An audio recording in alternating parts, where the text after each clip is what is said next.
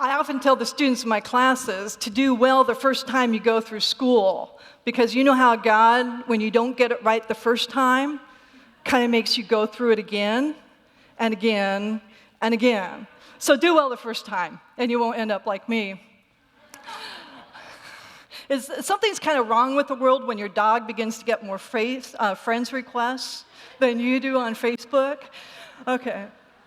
But he does have his own Facebook page. It's under Doc Russell. One of my all-time favorite books is a little book called Hind's Feet on High Places. How many of you read that? Yeah, it's a really cool little book, easy to read. For those of you who haven't read it, it's about a story, an allegory about a girl who starts in the valley of humiliation and journeys up to the high places at the invitation of the shepherd. The story is about the lessons she learns, the difficulties she encounters. But I think the thing I like about the story is the name of the main character is Much Afraid. And who hasn't been much afraid as we're on our journey? There are times in her path that the path just gets too difficult and she's facing too deep a valley or too steep a cliff, and she cries out for the shepherd, and he comes and he comforts her and encourages her. But what's interesting about the story, it's not the shepherd who journeys with her through the valley. It's the two companions that the shepherd has chosen for her that actually journey through the valley, who climb the most difficult points to help her reach the high places. A year ago last March, my journey came to a very difficult spot. I faced a valley that I never expected, perhaps I feared. But as I faced it, I knew I could not go through it alone. And so God, in His grace, brought people to travel through this valley together. My story starts on one of those beautiful Southern California days. You've all experienced them, hopefully not right now. Sunny. I was down at the beach, drinking a cup of coffee, watching the dolphins play in the surf. And I got up to go back to the house to begin a research paper that I was working on. And I noticed that there was a phone message from David.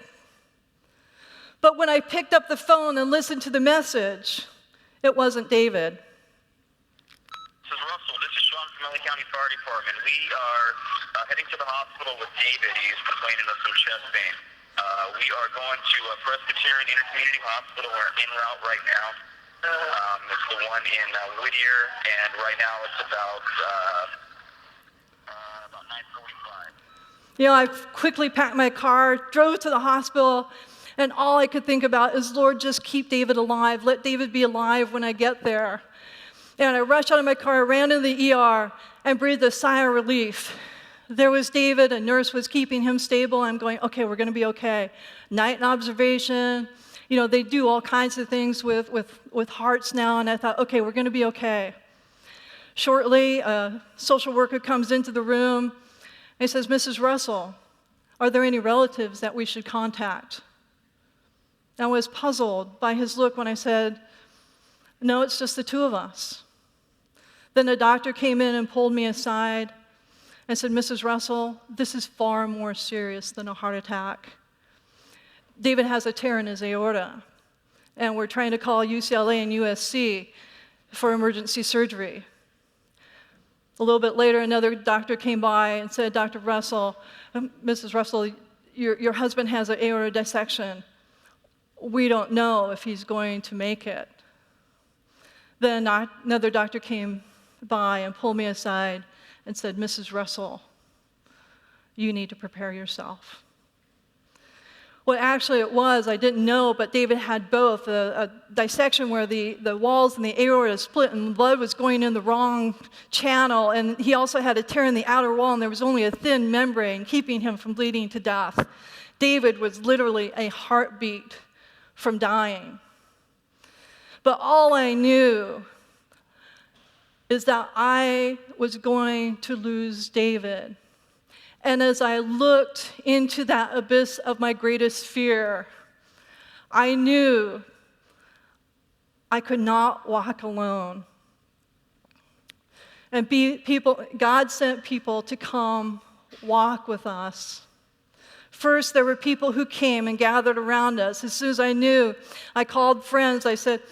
Called Biola, David's assistant at Biola, and said, pray for David. And he got Biola community praying. I called my cell group, get the church going. I called a dear friend whose parents have become like family to us, and they started praying. I called a friend at UCLA, and he contacted my friends at UCLA, and they started praying. I couldn't tell them where they were going to take David. All I knew is that we were going to lose David. Pretty soon, the open heart surgery at Presbyterian opened up, and people began to come to be with me as soon as we knew he was going to be there. Friends and colleagues and church people, they began to come and be with me. They brought pie and coffee and sandwiches. They brought words of comfort and prayer. But most of all, they brought their presence. 2 deans, vice provosts, department chairs, former students, administrator, colleagues, friends, they gathered around us as we began to pray for David. I remember at times just sitting there, not being able to say a word, just in a sense being emotionally frozen, but enjoying being wrapped in that cocoon of love. I remember finally, after a couple hours, turning to my friend and being able to express my greatest fear. Carol, I'm not ready to lose David. And I'll never forget what she said. Nothing profound, no promises, just 2 words. I know. And in those 2 words, she acknowledged she was walking in this valley with me. We were a very quiet group. If you came by the waiting area, you would think we were a group of friends having a night out. We were chatting about, as anthropologists do, talking about weird food we've eaten and work and catching up on family news. And as we were chatting, a nurse comes out. It says, Mrs. Russell. I stood, I said, that would be me. The surgery is going well. And we all kind of breathed a sigh of relief. She said, but you have to remember, we won't know anything until David's off the heart-lung machine. You have to remember there's a very high mortality rate with this procedure. And then she paused. And if you're praying people, this would be a good time to pray. About 4 hours later, another nurse came out and, Mrs. Russell, the surgery has gone well. David's in ICU. You may go see him now. And we rejoiced because the surgery had been successful. What we didn't realize is that David would be in critical care for the next 25 days, hovering between life and death, and another 5 days in a regular unit. But during those 30 days, people continued to come. They came before work, they came after work, they came during noon, they came after church. But most of all, they came not giving words of advice, promises, but just presence. Sometimes we'd be talking about trivial things and they'd stop and they would apologize for talking about such trivial things, given what I was going through. And I said, no, that's neat, that's normal. With these constant emotional toil of the slow progress and the ups and downs, people coming, it was just nice to have a breather from the intensity of David's condition. I remember we have a friend who we often go to dinner and then have late night chat sessions, and she came and we had dinner, and then we went to David's room and we had one of our late night chat sessions. David, of course, was as quiet as he usually was, but it was just nice. It was normal. And for 30 days, people came and walked that valley with us. But not only did God provide people who came, but perhaps what amazed me more was God provided strangers who cared. We've all read in newspapers, perhaps you're like me, like Reader's Digest, about people who go out of their way, who choose to intervene in the life of a stranger. For us, We call those people heroes. For David and I, Dr. Tovar is our hero. He was in a scheduled open heart surgery when they brought David into the ER, and he got a call from the ER telling about David. When he finished his regular surgery, he came out and examined David and said, no, he'll never survive being transported to another hospital. I don't remember much about that first day, but I remember as Dr. Tovar started walking toward me as my friends were gathering to explain what the surgery would entail. And I remember a friend whispering in my ear saying, that's Dr. Tovar. He did my quintuple bypass. And another friend saying, that's Dr. Tovar. He's the surgeon I told you about who operated on my mom. And for the first time, there was this glimmer of hope. And as he walked to me, he began to explain the surgery. They would have to repair the aorta, but they weren't sure of his condition because they could not do some procedures. There was no blood to his carotid. You know, I don't think that any of that registered through my fear. But for some reason, this quiet determination brought a calmness to that whirlwind of that day. He was always truthful with me, never being pessimistic or overly optimistic. But I remember when he finished explaining the surgery to me, he paused and weighed his next words very carefully. 50-50. I remember standing there and thinking in my mind, you know, with him, those are pretty good odds. The following day after surgery, I walked into David's room. There were 9 IV pumps, ventilator monitors. Because I had no experience with medical stuff, I asked a nurse, I said, what's the record for IV pumps? And she said 10. I knew Dave was pretty sick. And as I was with David, Dr. Tovar walked into the room and brought a reality check. He said, surgery was the easy part. Now comes the hard part. You see, part of the procedure they had to do with David is they actually have to take him off the heart-lung machine for about 50 minutes. So they lower his body to about 50 degrees when they do the procedure. Every vital organ has affected. We didn't know if he was going to have brain damage. We didn't know if kidney or his livers or his bowels would recover because of his prolonged unconsciousness, whether he would develop a clot or else he would have pneumonia. We just didn't know. And you know, David's healing wasn't, it was slow. It was agonizing slow. It was measured in just minute improvements. I noticed I'd come in and one of the IV pumps was gone. I go, oh, you must be going better. Or he began to be able to have ice or began to squeeze hand. But there were also major bumps, scary ones. Times when he went into fibrillation and they had to shock his heart. When he started bleeding internally. When he lost 3 pints of blood and they weren't sure why. But I discovered that Dr. Tovar was persistent in overcoming these roadblocks. Not only that, he anticipated ones to come. And for 30 days, he fought to save and bring David to wholeness.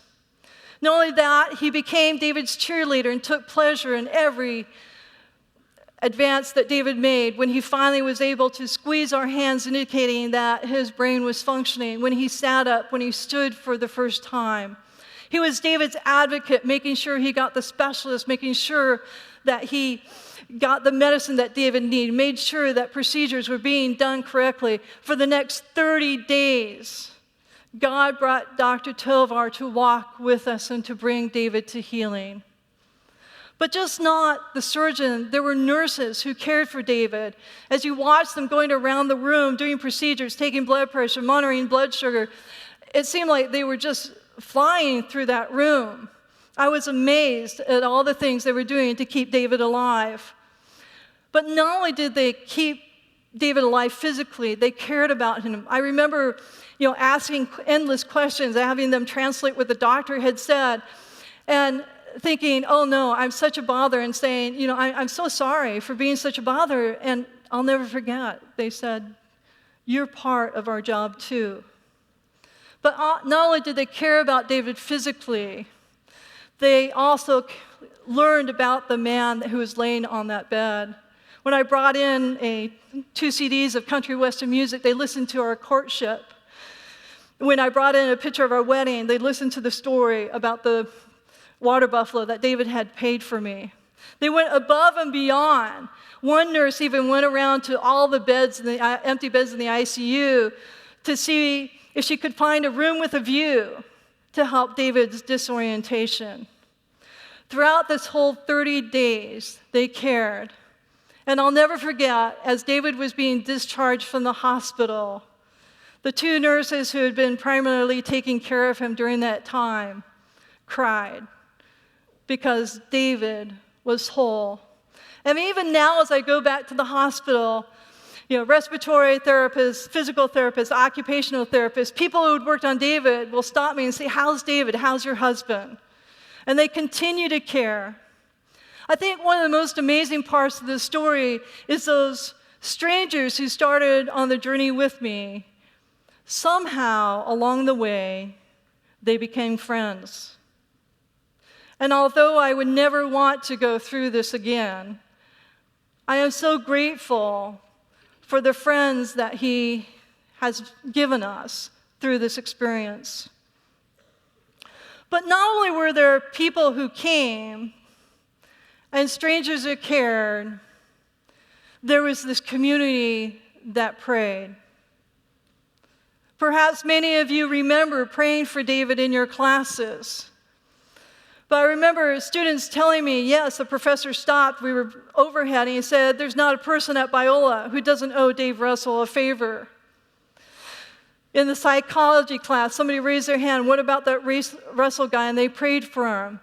You prayed for him in your dean's meeting, in the chair's meeting. Every time I heard that you were praying for him, I had people write me and say, "Our church is praying for him." I got emails and notes. People would tell people who knew us, and they would get their church praying. I remember being at a barbecue after David had recovered and being introduced to a couple, and they said, "Oh, you're David. We prayed for you." Many of you have prayed for David, but have never gotten to hear this story and don't know really who David is. David's worked here 25 years, but he's one of those guys who just quietly goes about his job, never in the limelight, but he cares so much about you.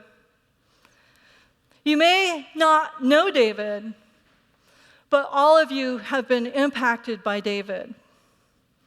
Every time your professor uses PowerPoint, every time your professor plays a movie in your class, that's David. He's the guy who designed and installed all of the instructional technology around campus. But you continue to pray for David. You prayed through the ups and the downs, and you surrounded us and you cared. There is not a week goes by that I don't have a student who asks me, "Dr. Russell, how's your husband?" Well, they say a picture is worth 1,000 words. But I decided I would do something a little bit better. Biola, here is the answer to your prayer.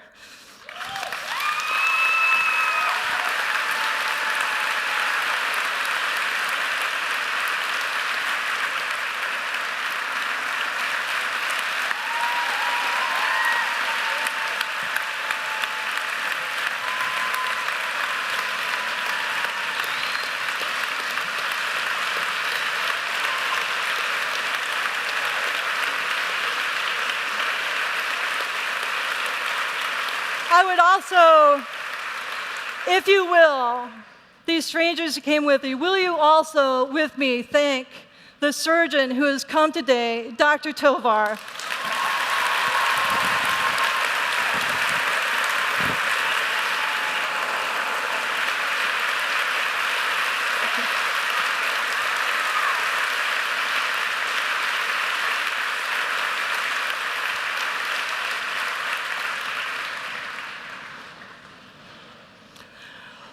I think the greatest thing about this is just how you walked with us. You know, this community is amazing. And perhaps some of you right now are facing your valley. Perhaps you have had a death in the family, I know, because many of you talked to me. But perhaps what you're facing is just an overwhelming sense of being overwhelmed. As many of you are going through classes and having to work and you're just feeling overwhelmed, or perhaps there's a situation where you cannot seem to overcome, or you've broken up with a friend, or you don't know what to do. You do not have to walk alone. There are your RAs, your RDs, your faculty. You have the spiritual direction. You have soul care. You have chapels. But you do not have to walk alone. There are people here who want to journey with you. Perhaps they are strangers now, but you may just find that along the way, they become friends. And perhaps some of you have a friend who's going through their own valley, a death in the family, perhaps a breakup, or perhaps it's someone in your class you notice isn't doing well, or the person in your dorm that's just struggling.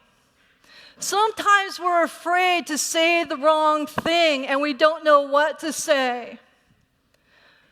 But there's one thing I learned from all of this. People do not need profound. They need your presence to walk through that valley together. Let's pray. Father, I just pray for people here who have friends who may be walking through the valley, that they would be brave, that they would be courageous to just step into that journey with them. Not to say anything, not to give words of advice or promises, but just to walk. And for those who are in a valley now, that they too would find the courage to call out, to reach out to others who will walk with them. I just thank you in your Son's name. Amen.